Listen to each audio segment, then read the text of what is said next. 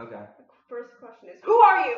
Who are you, man? And what type of art do you make? Oh, a double barrel shotgun question. Ka-choo. I am a schizophrenic, and I make schizophrenic art. I am a YouTuber. I'm Jreg. Hello. I have a YouTube channel.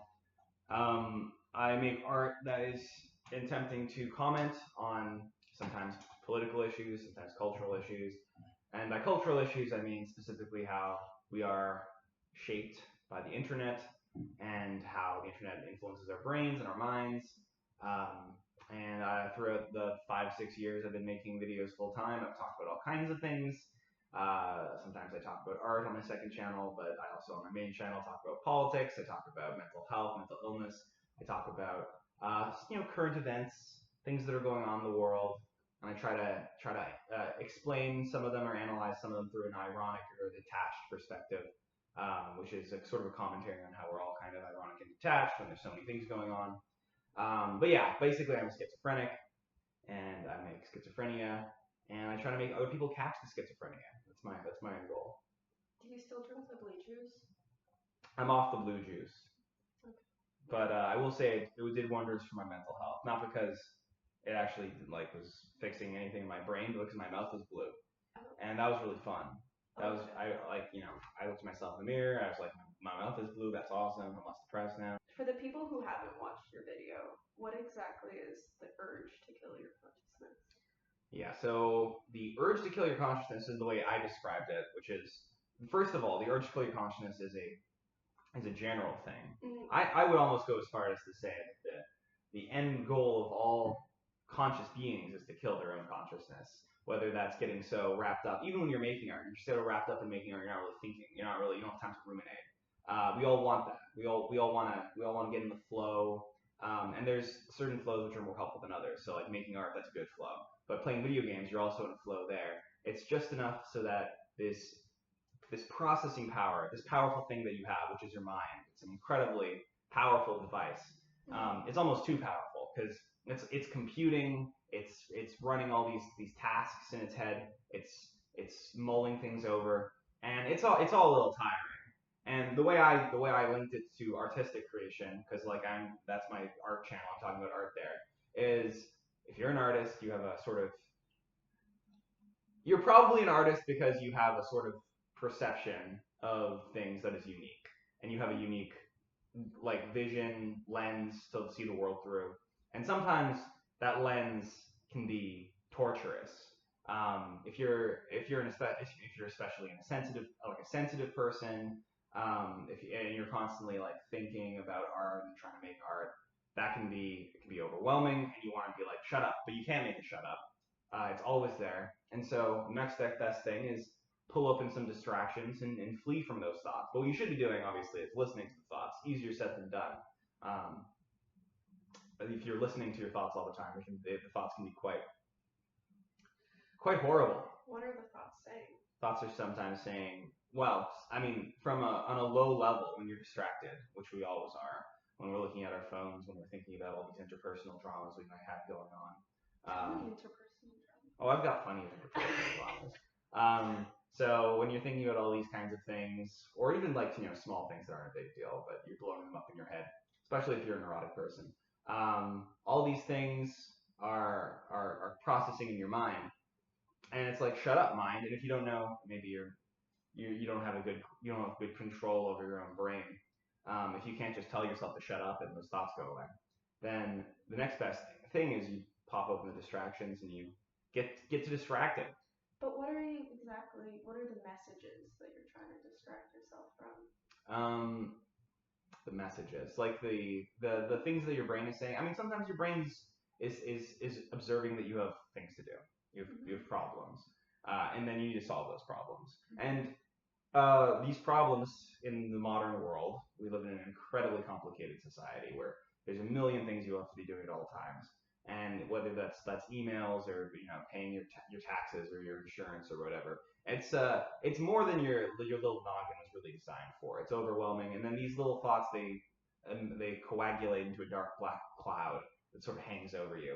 When you allow yourself to sit in silence, you can figure out the individual pieces that are contributing to that dark cloud, And then you can take small actions to reduce them, reduce that cloud by taking care of, okay, I can send this email, I can send this text, I can write this script for my next video, and then I'll feel better about it. If you don't do that, then there's just this dark cloud hanging over you all the time. You want to run away from that dark cloud. And you can forget about the dark cloud, but the dark cloud doesn't go away. It actually just grows when you're ignoring it. And then you look back and it's bigger, and you look back and it's bigger, and you say, time to go play some more Balatro, because I don't want to think about this cloud anymore. It's too big. Mm-hmm. What's the point then of making art when it can cause so much pain that you want to avoid? It's not so much that the art is causing the pain directly. It's more of like avoiding making the art causes the pain. What's the point? I mean, if you're making art, you don't have a choice. It's you've been born with a horrible illness, a brain disease that says I basically have to be an artist and I have to make art. It's not a logical thing. You shouldn't be spending all your money on this magazine. It's a terrible idea. Oh no, it's not practical at all. Yeah, but you're doing it. You're doing it anyway. And I mean, that's the case with most artists. Honestly, if you can not make art, go ahead. Try not making art. But if you can't, then you got to do it. So and then when you can't, it's just a matter of like, well, this is my life. What's the point of making art? I mean, like it's as you make art, you grow, you change as a person. You have to improve yourself. You have to stretch yourself. You have to learn how to self-express. Same thing with any craft that challenges you, and if you're picking the right challenges for yourself in order to grow and change. But like, yeah, I don't know. What are the messages you're running from? It's like it really is just like your brain's trying to help you out, but when you're distracting yourself and your brain's running at 10%, it's just like bad feeling, thought, I have to do this. No, I don't want to do this. And it's very low level consciousness, and you can kill that consciousness almost entirely by distracting yourself. Even more, throw on a third monitor perhaps, get gooning, or you leave and you sit in silence and you untangle those thoughts, and easier said than done. Easier said than done. Do you think it's possible to build a tolerance to the sensitivity? A tolerance to the sensitivity. What do you mean? I guess if you're being like, well, in that book it quotes artists have the power to see, or they sense like they see tremendous beauty and tremendous pain. Mm-hmm. And when the people around you aren't really on the same wavelength, when they're not seeing that it can hurt almost out of like an isolation kind of hurt. Mm-hmm. And I think other things that are associated with that also, like the sensitivity, like almost like creates some hurt. Yeah. But is it possible to, do you think, have a tolerance? Yeah, well, sure, but I would say don't. Because if you are the kind of person that decides to build up a thick skin towards that sensitivity and block it out, I built this community in Toronto here because I was enormously sensitive to the lack of connections I had on that level, and I didn't solve that by going Sigma mode and saying I don't care if no one else understands me. No, I was like, I want to be surrounded by people who understand me rather, and so I built a community in Toronto where I'm surrounded by people who go through the same issues as me, and I can talk to them about it, and they're all artists, and we can talk about the art that we're making with each other, and we understand each other. Easier said than done for most people, and I don't bemoan anybody that goes full Sigma hermit schizo artist. Many do. In fact, I'd say that's the default. The default as an artist is life is so painful and no one gets it that I'm going to lock myself away in my room. But that's not good, because first of all, the art that you're going to be making no longer is going to be made with the intent to connect to normal people or reality. You're just stacking layers of psychosis upon each other and not really getting anywhere. So I don't buy that that's going to make your art better. Some people do have to do that though. Some forms of art are more insulated, and novelists, if you want to, they're probably going to lock themselves away in a room for 4 years. Like fine, but even then, writers' workshops, finding people who can no one's gonna understand you completely because no one has your exact frame. But general artistic frame, there's a lot in common. And I'm more interested in finding things that people have in common rather than looking for their differences. I mean, that's what I do on my main channel as well. It's like, you know, meta politically, yeah, we're all over the place politically, but like we all have been fucked up by the internet in the same way. So that's what I look for. Yeah. Cool. How does it feel when your art is misunderstood? Well, I'm an interesting person to ask that question to, because on my main channel, the whole idea is that I'm going to be misunderstood, and I accept that. It's working to the art. Mm-hmm. So I play with that. I play with the idea that through the many layers of irony that I employ on the channel, no one really knows what I'm thinking or saying. Who is this guy really deep down inside? That's especially what I started off doing with a lot of my art, because I'm a satirist.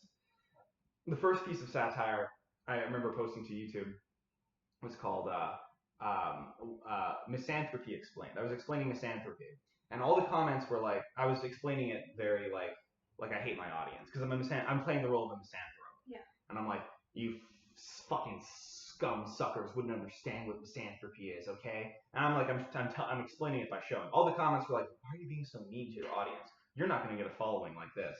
And that annoyed me because I was being fundamentally misunderstood. And, you know, I've been fundamentally misunderstood plenty of times throughout my life, as all artists have been. Why would you want to do that? Why don't you get a finance job? That makes more sense. And it does make more sense. So, but they don't understand. They don't understand that you're born with the terminal illness of being an artist. And so, yeah. What was I saying? I lost it. What was the question? I think you answered it. I think you did. I was getting somewhere there. The question was, what does it feel when your art is misunderstood? Oh, right. Yeah. But so the way I dealt with that was I incorporated the fact that if someone were to watch the misanthropy video, and this is a sort of advancement of the irony technique called post-irony, which is we're living in a post-truth world. Anyone can apply any frame to any piece of art that they see, and they'll get different meanings from it. Let's lean into that. And so I started including messages which were such that no matter what your interpretation was, you could sort of be right about it. And then that helped it appeal to a broader audience. Because now I'm making, you know, for the first few years I was online, I could make political content that would appeal to vast swaths of people rather than just I'm a bread tuber or like, you know, I'm a reactionary or whatever. I'm a libertarian. I like signal in all directions all at once and see what kind of art comes out of that. And it's not so much that it's saying nothing; it's that it's saying everything simultaneously, which might be saying nothing. So your art is like layered in irony upon irony upon irony. Is there anything sincere? Yeah. In there. Oh yeah. Well, because maybe on like if you're very autistic about it, and you're trying to, you know, you could easily make the case that like, oh well, he's not really saying he doesn't have a clear message. First of all, plenty of my videos on an individual level have clear messages. So I just made a video called "Don't Mess with Canada," and I'm like dressed up as like this like fedora wearing Canadian. He's wearing like a Canada flag and everything. He's like, you better back off, Trump, or we're gonna kill you all because I'm a badass. And it's like, you know, obviously the joke there is Canada has a 1/50th of the military that America has, and like they wouldn't win a war. But it's commenting on the fact that there's a lot of Canadian nationalism going on right now, where it's like a little delusional, a little bit of a cope. That's a pretty clear message. So that's one example of one of my videos that has a clear message. But on a broader level, the question that I'm seeking to answer with my art is, first of all, why would somebody layer themselves in irony? Mm-hmm. You know, and then the answer there is irony is a tool, so you can use it to convey meaning. You can also use it to confuse and muddle and sort of say nothing. But over years and years, the artistic question that, you know, you're pluming the depths of when you're doing this kind of stuff is like, why are we living in a time where this is a sort of medium and sort of an art form that's like that is captivating and interesting? And it's because there's too many things going on. There's too much stuff happening in the cultural psyche currently that you can't care about all of it, and it might not even make sense to care about all of it. And I don't even trust people that care about all of it. And so irony, you know, you can see it as like if you're using this, oh, it's sad, he's detached from his feelings, he doesn't know what he's talking about. Actually, everyone is sort of ironically detached from some things. You can't care about everything. There's too many things to care about. So by being ironically detached from certain things, I'm speaking more in like a political sense right now because that's where my background is. But being detached from as many things as possible allows you to super sincerely attach to certain topics. So, you know, if you ask me about what's going on in the Middle East, I might give you a ironic, detached answer because I don't know and I don't care that much. If you ask me about community, I'll give you very sincere answers because I can. That's the thing I chose to be super sincere about, and that's the thing I believe in. And I can like articulate well. I'll pick fights with people on the internet over it.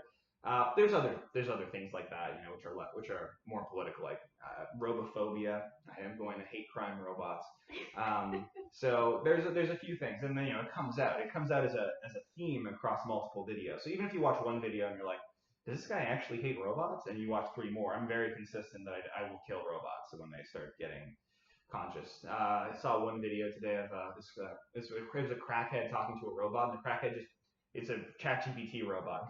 And the guy picks up the robot and smashes it over his knee, and I was like, hell yeah, brother.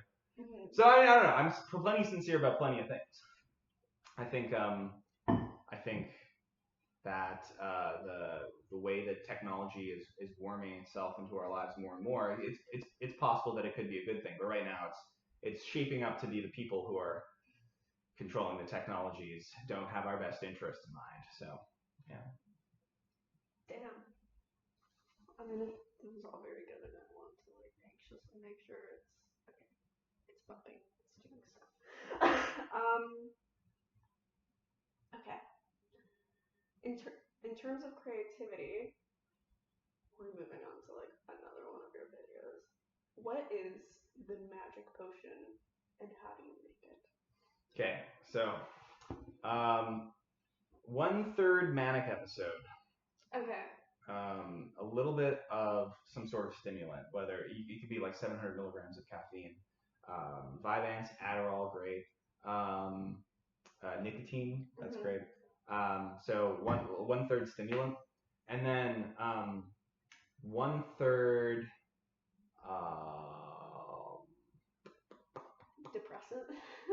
Yeah, I wonder what would be the last third. Probably time. Yeah, because you're gonna need even if you have those things, you might need to stew in depression for a certain period of time. Wait, no, the middle one should be the illness. Yes, the illness. The worm. Yeah, because if you don't have the illness and you're doing those other two third things, you're probably just gonna buy a lot of clothing, have a lot of sex, and not make a lot of art. So you have to have the illness in there. You're just buying clothes and then taking them off, and then buying more, putting them on, and then taking them off again. Yeah, but the magic potion, it's a bit of a we as artists we get into this this mind trap, thinking I need these things to happen so that I feel good, and then I'll make the art. And it's like, no, idiot, other way around. Mm-hmm. You can't see it, but I'm pointing at the recorder, the laptop right now. Other way around with the gun. It's the reverse. You make the art, then you feel better. So what you're hoping for is like God gives you a little jolt of energy that you're going to use to make the art. No, unfortunately, you have to grab your wretched, broken body to whatever your medium is and just begin. And as soon as you do, then things will start. That's the upward spiral. You described the magic potion as like after like many attempts. Oh, you're talking about the alchemy metaphor. Yes. Okay, gotcha. So yeah, I use this metaphor in some of my videos. It's called alchemy, and this is a good metaphor for people who are. I specifically use this with my clients who are starting out, which is like, you don't know what works yet. You don't have the golden potion, and you need to try as many different things as possible. So you're mixing chemicals together. Chemicals can be all kinds of things. It could be the format that you're working in. It could be like it could even be the social media platform you're putting this stuff on. That's like a variable that you could like try fucking around with. It could be the intensity of effort you put into each individual project. Um, it could be putting less effort into each individual project. That's also a possibility. So as artists, you know, let's say you're someone who makes music. There's all kinds of things you can fuck around with. You can fuck around with the bass, you know, the treble. You can fuck around with um, the keyboard, the piano, or you can zoom out a little bit. Let's think even broader than that. You can fuck around with the genre that you're making. Maybe you spent the last 10 years making pop punk music. Maybe if you haven't blown up yet after 10 years of pop punk music, it's time to try, I don't know, punk rock.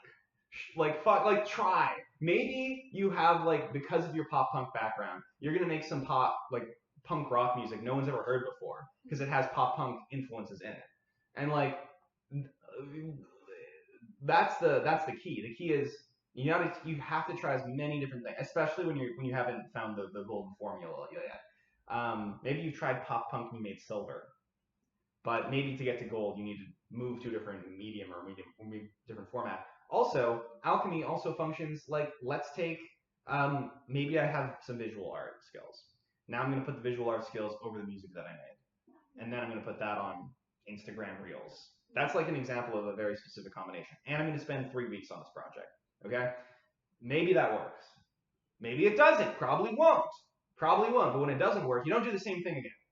You do a different thing. Maybe you spend 1 week on the next project. Maybe you pick 2 completely different mediums again, and you combine them with one skill that you're very good at. I don't know. There's all kinds of things you should try. And if you try enough things over a long enough period of time, you'll find something that works. The only time that it won't work is, I guess, hypothetically, if you get like incredibly unlucky or you're actually genuinely untalented, which is, I've never seen that. The only time it won't work is if you don't try new things, which I have seen.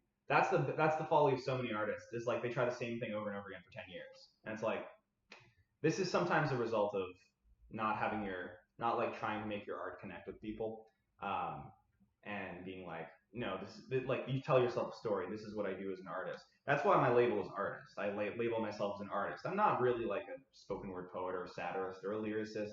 I'm not really a musician. I'm not a visual artist. I'm an artist. So like, it's broad. That's a broad enough narrative that I tell myself that I can keep my alchemical combinations as broad as possible. Yeah.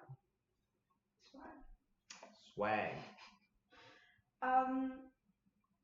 How do you remain experimental and bold after you've become established as an artist? You have to take some hits. You have to take some hits, probably. So I could, for the rest of my life, make political reactionary content where something happens in the news. I make a funny little skit in a day, 200,000 views, 300,000 views. I'm making money. That's $1,000 perhaps if I get 300,000 views on a long video. That's good. I can keep doing that. Problem is, then you die.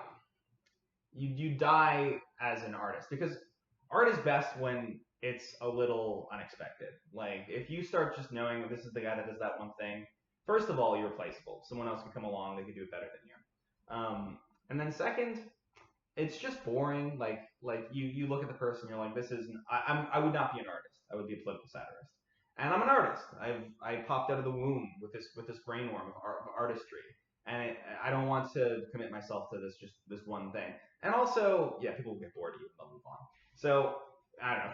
For example, I have an album. I put one of the music videos for the album up recently, and I know it would not do great, like views wise, on YouTube. This is what all YouTubers live and die on. How many views is it gonna get? I knew it's not gonna get a lot of views, but it's also like, it doesn't matter, because like the 1,000 people or so that will love this album will see it, and then they'll see the album, and then you're building up a bit of clout, and like, now I'm someone who makes music or whatever.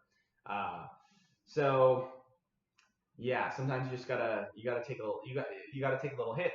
The YouTuber motto is one for me, one for them. So you make something for the algorithm that'll get a lot of views, and then you kind of coast on that a little bit, and then here's something completely different. And now if you do that long enough, you're building up over a long stretch of time a following for people who are following you for you as an artist, and not just for a transactional relationship for what you can crank out.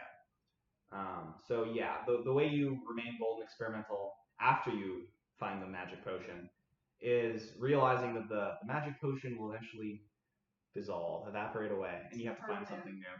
Yeah, and even if it doesn't, you will stagnate as a person if you keep doing the same thing over and over again.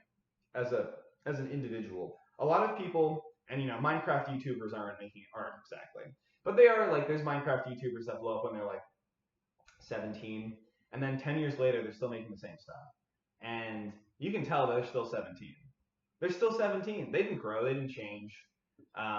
So, and then that's why they end up dating 16-year-olds. Because they're still they're still 17. They're still mentally 17. Yeah. Definitely putting that one in. Yeah.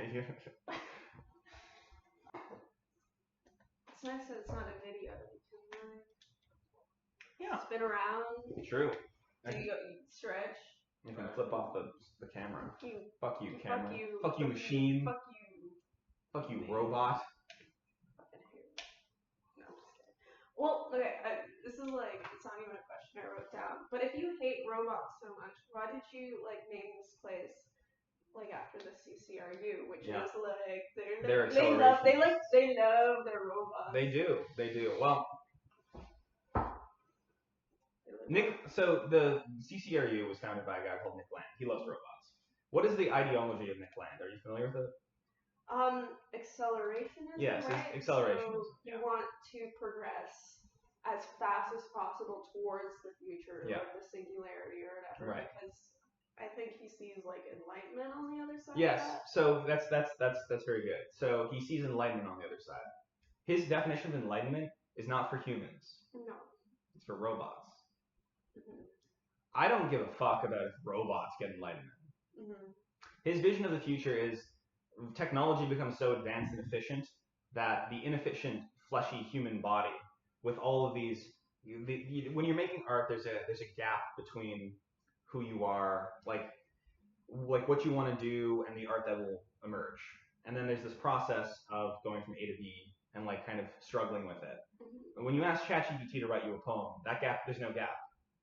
And that's because the gap is you. You are the gap. You are the inefficiencies. You are the inconveniences. You are the parts of your mind that don't work properly. You are the illness. You are you're everything messy and wrong. You are the yes. You're the toxin. You are the toxin. And in our sort of simple-minded quest to increase efficiency, we are automating away everything that's human. And that's why everyone's on Vyvanse. Mm-hmm. Okay, but I didn't answer the question. Why did you name it after the CC? Because accelerationism, fundamentally, is an observation about how technology functions. Mm-hmm. So Nick Land, he correctly observes, I think, that technology is going to surpass humanity and replace us. And we are currently in a phase where the role of humans is to serve technology as best we can. I think the clankers should serve us, first of all, if they're going to exist at all. But it's fundamentally just the observation of the way that we're going. Nick Land looks at this and says, and that's a good thing. I think Nick Land's a big nerd, and he should be shoved in a locker. And so should all the computers and robots and guys making ChatGPT into the lockers. But now these nerds have all the power. Elon Musk's fucking running around trying to create the singularity or some shit. So yeah, that's why. It's because, well, it's that, and also because I like complaining about things. Oh. So I try to position myself in situations where I'm a YouTuber, but I hate the algorithm. I'm a YouTube. I'm I use technology all the time, but I'm ranting and raving about technology. My mentor, JJ McCullough, he hates homeless people. Where did he move? In Vancouver, East Hastings. Because I don't know, there's something about that inherent conflict of what you're ideologically against, and then I have these chaotic. yeah. So these chains, we rattle the chains because I'm a chain rattler fundamentally. I like complaining about things. I wouldn't know who I was or what to do if I wasn't complaining about shit. That's my entire existence is A little curmudgeonly and neurotic. Other one. Yeah. Good. Wait, what? I have to press. Let it cook. Let it cook. Now pull it up. Yeah. Huh. Oh, there we go. I think we should invent a robot to replace me pressing buttons because it's not very efficient. Okay, Siri, turn the lights on 20%. I think we already have that actually. I think we had that like 10 I years think ago. you need to invent higher technology for people getting into the building. I think that should be accelerated. No, that's intentional. That's you having to suffer for not having a key card. Okay, yeah, fair. That's like the only incentive structure for someone paying into this place is you don't have to wait on someone letting you in. So it's brilliant, and I hate you. It's intentional. Yeah, it's all intentional. Okay, that makes sense. Okay. You weren't waiting that long, were you? You were Not like there today, a minute. not today. Yeah, I was checking my Discord. I was waiting for you to say you're here. Okay, why is it important for your art to interact with other people's opinions? Yeah. So my biggest enemy is autism. Mm-hmm. That's my because as a schizophrenia and autism, they're polar opposites. Schizophrenia is very laterally oriented, and autism is very vertically oriented. Autism goes really deep and hard into one path, and schizophrenia is all over the place. It doesn't know how to go in one direction for very long. What was the question?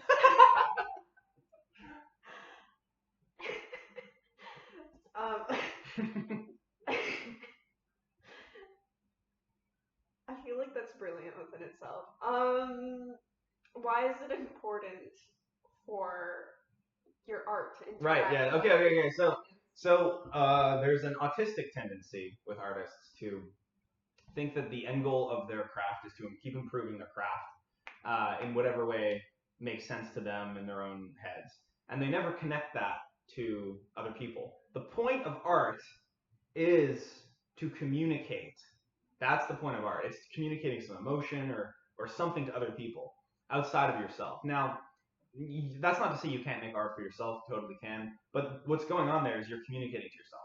If you read a poem and it's just for you, that the purpose of that poem is you go back, you read it 10 years later, you understand where you were at that point.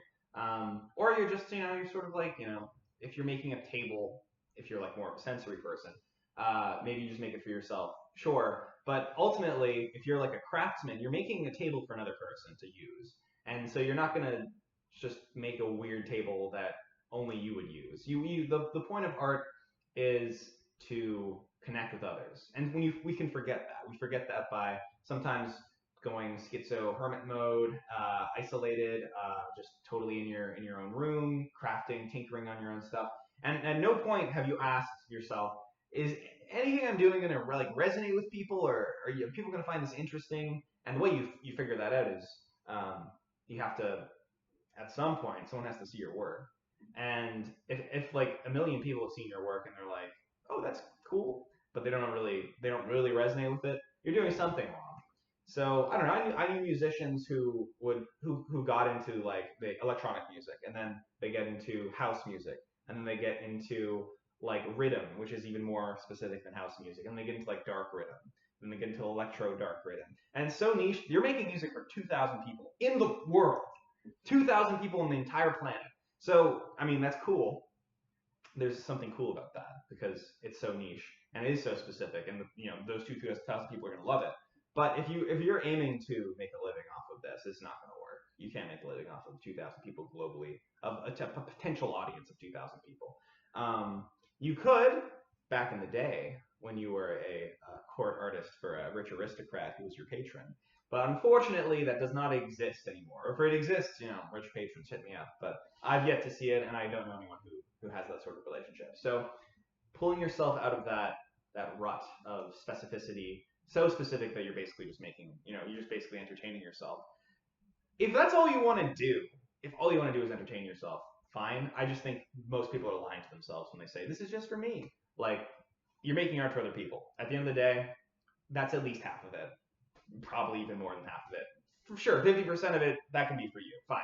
And it should come from you. And if you're purely making art for other people, then you can be cranking out slop. But at the end of the day, yeah, the point of art is to be given to other people. Hopefully, there's enough of that internal value system in there that you're still you're valuable as a person providing art over a long period of time. But because like if you're 100, there's like I view like a sliding scale. Like you can be 100% personal, 100% this is just for me. Never share your art with anybody. And then there's gonna be it's yin and yang. There's some part of you that's like, this I should show this to other people, but I don't want to. I'm too scared. And then if you go the complete opposite direction, it's like Myers-Briggs content works. This is my friend Frank James. I'm gonna keep making Myers-Briggs content for 6 years straight. And he hates it. He's like, I don't want to do this anymore. But it's the only thing that gets views. So I'm just making art for other people now.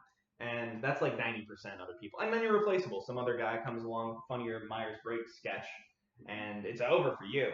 And then you've never learned how to grow or change, and you're so specific in the way that you are that you'll just wither away. So you need to experiment and remain bold and innovative even after you blow up. I forgot the question again, but I scored like pretty racist on your racist to INTJ. INTJ?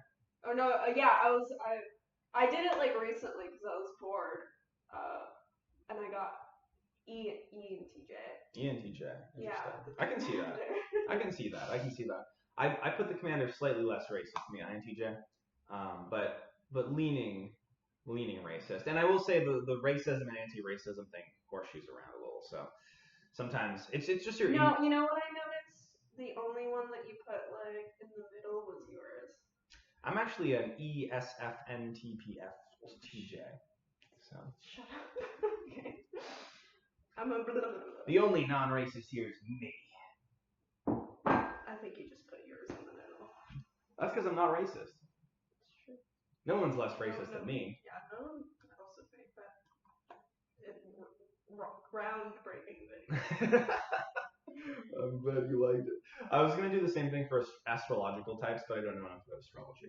But I think it would be really funny to do. You should ask Jane. I was gonna do it with Jane. She showed me her spreadsheet. Yeah, it's so. She has me in there. Oh, I'm the only Aquarius. Oh wow. I'm special. You are, because you're the only Aquarius. All the women at the studio apparently are Leos. I don't know if that's. No, all the men are. Oh, all the men are Leos. Yeah. Okay, interesting. They're all scary. Okay. I don't know if you already answered this, but what are the consequences of becoming a productivity machine? Yeah, so it's a good question. Well, I mean, the consequences that you become a productivity machine. It's a fundamentally a less human being thing to be. So I don't know how much people value being human beings these days. Seems like most of what we try to do as human beings is to stop being human beings, whether that's drowning out our consciousness with video games or drugs or whatever. That's one way we try to stop being human beings. The other way is, we just get into a flow that works for us, and we keep doing that flow. Sometimes the flow doesn't even work for us, by the way. It just keeps us docile. So the consequences, A, if you're a productivity machine for something that's not working, you're going to be poor. You're going to be poor. But B, even if it is working, Turkey Tom came by the studio. He's a commentary slop guy. He just makes commentary slop. Jorgo said this about bling blocks. What? And he was describing how it's kind of very stagnant to just do that over and over again. But he's a machine. Like, that guy makes $100,000 a month. He's fucking killing it because people love their slop, their drama slop. Yeah, they love their drama slop, and he's super productive, and he's cranking out like 5 videos a day. So good for Turkey Tom, but you can see that sort of wear on someone when they truly, everybody sort of, when you're making slop, you kind of have the desire to make. It's yin and yang. Whenever you do one thing, you're sort of pulled in the opposite direction. If you do one thing a huge amount, then you're going to be pulled in a huge amount in the opposite direction. So, like right now, he wants to make like documentaries and art and stuff like that. And that's just the kind of thing that will emerge. But I don't know. We're living in unique times, very unprecedented times. No other generation has had to work so hard and juggle so many things mentally than we have had to. And we're living in a world where, even just to be an artist, you have to nose to the grindstone constantly, dodge this distraction, dodge that distraction, produce art. Even if you get it out, does it work? No, you have to do it 100 more times. And then even then it might not work. And that's insane. So, it's not ideal. Like my advice for artists is never, and that's a good thing. This is the way it should work. You should have to post to these 5 social media platforms 10 times a day, whatever. That's not a good thing, but that's just the way it is. It's about sort of compromising with reality. A lot of my artistic advice is about getting out of your own head and shaking hands with the way things are, because we have these romantic ideas as an artist about how making art should be and how sharing your art should be. And I think a lot of these romantic ideas came from like the 1970s, where it's a dead world. It's no longer a functioning world. You're not going to be a guy that writes a feature length film and makes a 2.5 hour film with $3 million of studio funding that blows up and you're the next Francis Ford Coppola. Francis Ford Coppola, that guy has no information to give you at this point. In the unique, cultural, technological moment that you exist in, we have to figure out a lot of new wisdom as artists right now. And that's why I talk about art, because it's like there's so much advice that sort of relies on the fact that, like, if you want to be a voice actor, I have a book about being a voice actor that my mom got me when I was a kid. It's like, send a tape to a radio station with your no, that's not gonna work. It's not gonna work anymore. Sorry. So yeah, we have to relearn a lot of things socially, I think, when it comes to making art. I don't know what the question was. I forgot it again. I have ADHD. It's a real disease. You have all of them. I have schizophrenia, autism, BPD. Fuck you. Okay. Well. I'm sorry. Sorry. Just came out of me. Just came out of me. I don't know. The worm said it. The worm. So was the worm. Yeah. Okay. After you found creative community at the CCCRU, did that change the nature of your work? That's a good question. I think my work, like my bread and butter, is pretty similar. So my bread and butter has always been sort of a comedic monologue on my main channel, talking about a current event. And I'd say, like, the main thing now is, like, I have more cameos for my friends. So, like, in the Canada video I was talking about earlier, Brogan comes in and he plays the role of America, and we just sort of improvise a little skit where he's like, I was just acting really tough, and now he's like, I'm gonna take all your land. And I'm like, okay, well, that's all right, sir. I don't care. So I have more of my friends in my videos. That's one part of it. The other part of it is I do a lot more collaborations. So I'm like, I'm working with musicians in person. I'm working with editors in person. But I would say, like, mostly what it's done is just help contextualize what I'm doing. If my channel's not doing well for like a 2-month stint, I'm not in an isolation feeling like it's over for me as an artist. I can see other people have gone through this and they come out the other side or whatever, and they try different things and they do other things. That's the main thing for me. It's like on the meta level of making art, just being surrounded by more people who are making art. But yeah, I mean, besides just my general life satisfaction improving, I guess it hasn't done that much. Sad. Oh, now his life is better, but has that made his art better? I mean, it just made me a happier person while I was making art. Doesn't matter. That's what the schizo will say. The hermit will be like, his art has become worse because now he has friends. It's like, do you hate them? Do you hate the guy that you like? Like, oh, this guy was better when he had no friends and before he blew up and had money. I mean, I get that to an extent, because sometimes you get money and you're like, you immediately become unrelatable, or you get friends and you become unrelatable because you're hanging out with cool people. But yeah, mostly mostly the general effect is just like more collaboration potential. Like, gonna make a video with my girlfriend Cricket, who I met through the studio, and it's like based off of, she's an experimental filmmaker, and I am a funny comedic guy, and we're gonna do like experimental film plus improv comedy. We're gonna do a little shoot there, and she's in the music video for the album that's coming out soon. So just that kind of stuff. Like I filmed the music video for my album like 5 months ago, and it's not out yet, but it's almost out. And we could not have done that if I did not have a community of people around me, because like we were like, oh shit, we can't do this with just the two of us. And then 3 people were just like, hey, I'll be in your music video, I'll help you shoot, I'll hold the camera. There was a director by, and he was like, I'm gonna come help you guys direct. I could like reach out to him, pull him in. And like, so yeah, it takes a village sometimes to make a piece of art, especially if it's a social piece of art like film. So yeah. Swag. Okay. Many of your self-portraits involve you interacting, communicating, or trying to destroy your own brain. Is this self-awareness helpful? Is the self-awareness helpful? I think people like self-awareness because when someone's self-aware, it implies that they're going to change. But if you've been self-aware about the same thing for 5 years, 10 years, 20 years, and hasn't changed, it's probably you're just self-referencing without changing. So I'd say that's probably more what I am doing. It's kind of just it's an awareness of like, my brain is inefficient and wrong, and I need to change it. And it's like, unfortunately, that is what I am. I am all the things that are wrong with me. So.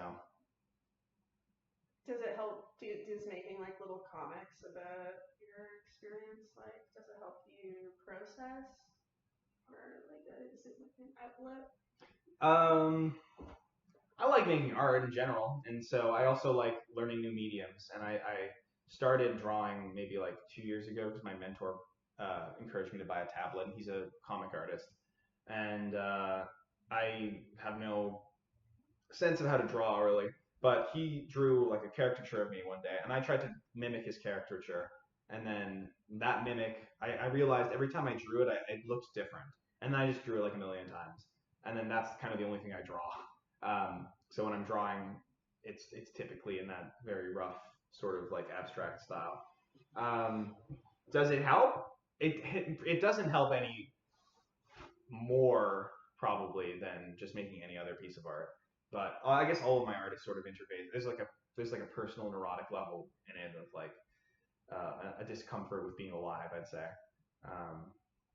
Does it help? Probably not. Okay, cool. Sorry, we're almost done. Sorry, it's taking so long. No rush. You've mentioned that you try to create art that knows it's being watched. Can you elaborate on this? Yeah. Well, it's a little bit what I said about living in post-truth, postmodern times. Like a lot of the stuff I make is self-referential, or it works in tandem with other videos on my channel. When I make a joke about anti-centrism, I'm not explaining what anti-centrism is. I'm sort of like referencing a reference to a reference, where there's no point. You're supposed to know this if you watch all the other videos, and you glean that I hate the status quo, which is a true thing, which I do hate. But that's been irony poisoning there for you, because I didn't start off unironically hating the status quo. I did it because I was like, this is the best way to signal in as many directions as possible while still standing for something. So making art that knows it's being watched. I mean, to an extent, everybody does this. When you make your art, you're thinking about other people seeing the art. But what I try to do is I accentuate that part of any artist's process where you're like, because like a lot of time also, I'm sure when you're making a visual piece of art, you're just like, this looks really good to me, and you're not thinking so much about how other people see it. Am I right? Like what percentage do you think of other people seeing your art? I guess it depends what it's for as well. Sometimes it's like, it's going to be on the front of your magazine. I think when I get the idea initially, like it's almost born out of this space of how it's going to interact with other people. like almost like the appeal of the idea is like how will other people like interact or feel about it. It's rare that I get this idea of like, oh, that would just be cool to exist within its own. Like I'm really like, oh, if I made this video, I could submit it to like a film festival, and I could show, and I can like that would help me like with my career here and this and that. And, like this would be relevant. But then when I'm actually making it, like I guess I have like the artistic eye of trying to make it look appealing to me at the very least. But I don't think whilst like I'm making the like small like visual decisions, I'm like, what will they think about whether I choose like pink or blue? Yeah. I guess more in that stage, I'm thinking more about what do I like. Right. So this reminds me of like, here's a dichotomy for you. Part of the reason I have the creative community is just because I love artists and I love seeing how other artists do things. So Brogan, he makes his title and thumbnail first, and he knows how it's going to perform on YouTube basically immediately, and he works backwards to write the script. That's crazy. That's a fucked up thing to do. On the opposite end of the spectrum, my girlfriend Cricket, Final Girl Studios, she makes the thumbnail based purely off what she likes. Like, how do I feel about this? Do I like this? She doesn't even consider, like, she doesn't think about how this is going to be received. Or if she does, it's very, very low level. Like, mostly it's just like, would I click on this? Do I like this? How do I find the aesthetics of this? And then even broader, the script that he's writing, Brogan, is going to be purely to be like as attention grabbing as possible. What she's writing is like, would I read this? Do I like this? So those are kind of like opposite ends of the spectrum, and a lot of people operate in the middle of those extremes. And obviously, they're not; those aren't as extreme as I'm making them out to be, because Brogan has a lot of his own personal identity into a lot of his work, and Cricket also does make stuff that is more just like algorithmically appealing. But I don't know. I'm probably more in the middle, but in terms of like making art that knows it's going to be seen, it's like like. I don't know if I can fully articulate it, but it's like you're creating something that is self-aware. Like you're creating almost like a piece of art that knows, that like takes into account the observer as you're making it. Because when I'm writing a script, and this is because I read a lot of intellectual scripts that are like talking about current events, political issues and stuff, I already know when I'm talking about a political issue. Like I talk about the LA wildfires. And I found like a funny joke there is like, no, don't worry, this was a freak accident. It'll never happen again. This is something we've been hearing for decades about climate change. Whenever a huge climate disaster happens, we're like, oh, that was weird. And it's like, we're all going to fucking die. I don't know if you are familiar with this. And so, yeah, the joke there is that, yeah, we're all going to die.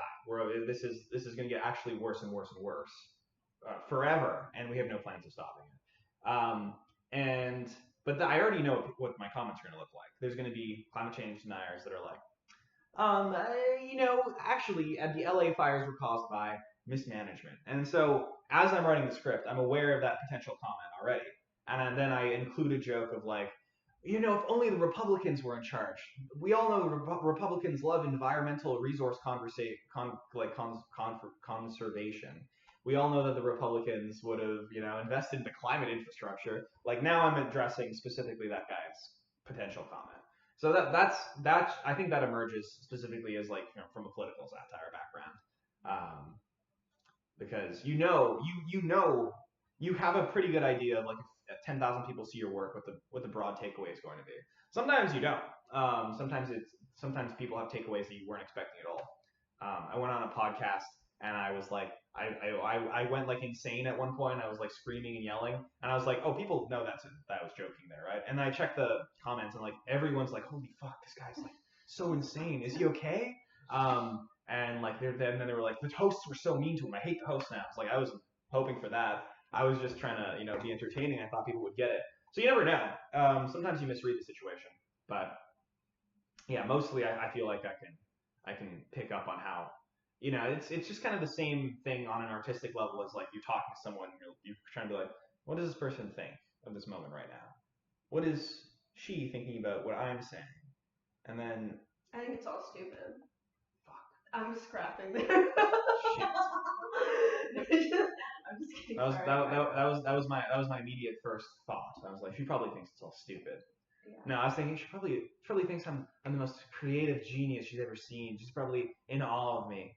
You know. Then we made a binary of possible reactions to my work. With my work being like, yapping right I now. think like in a weird way, we believe both from people we interact with. Like we think that they're thinking those two things simultaneously when it's always like literally just like kind of in the middle. Yeah. Like, yeah. Or there's more complexity, but like our egos are kind of like go between like I'm the shit or like I'm a piece of shit. Yeah. Yeah. Two options. There's only two. Mm-hmm. I'm an anti-centrist, so I can't take any middle ground option. It has to be both simultaneously at all times. Or none. Or none. Emptiness. No, that's nihilism, which is centrism. So I have to go both at once. Mm-hmm. Can you be everything everywhere all at once? All at once. Only if you're schizophrenic. Okay. And then that is a mental illness. Like that's not desirable. You shouldn't actually be everywhere all at once. You should pick something and commit to it. And so I committed to being everything everywhere all at once. Oh, that's a choice. Great movie.